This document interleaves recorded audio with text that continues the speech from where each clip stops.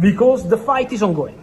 The fight between Manchester United and Newcastle is ongoing with different options, with different strategies. Newcastle, I can confirm what I said last week. Newcastle are ready. If Benjamin Šeško calls and says, okay, I'm coming to join you, Newcastle are ready to pay what Leipzig want. Newcastle already spoke to all people close to Šeško. And so they are ready to pay what Leipzig want, and they are ready to pay what the player wants. So ready financially to make a big investment. Also because obviously they are aware of the situation between Isaac and Lee. On the other side, Manchester United are working on these deals financially to understand whether they can make it happen or not.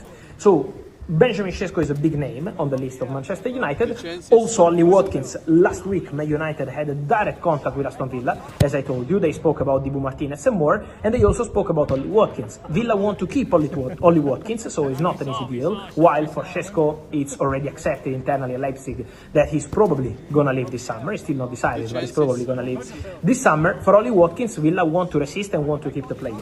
So Man United have two different options: an experienced Premier League proven player or a big talent, a gem like Benjamin Sesko.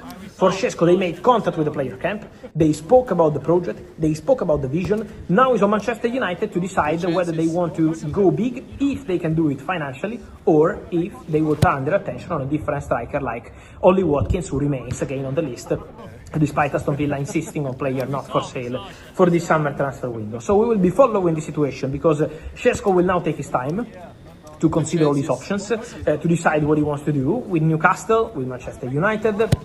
Many calls from Saudi, but the player wants to stay in Europe. Red Bull Leipzig also wait for Sesko to make a decision.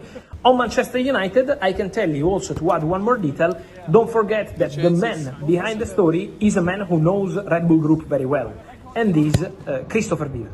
Christopher Vivel is a former director from Red Bull Group, then he joined Chelsea and then Manchester United, but Christopher Vivel internally is driving this interest in Benjamin Sesko. So pushing for this opportunity. He knows the boy, he knows his potential, he knows his development, how special can be. So two different options, two different strategies. Is going to be on Benjamin Sesko, but for sure an interesting one to follow.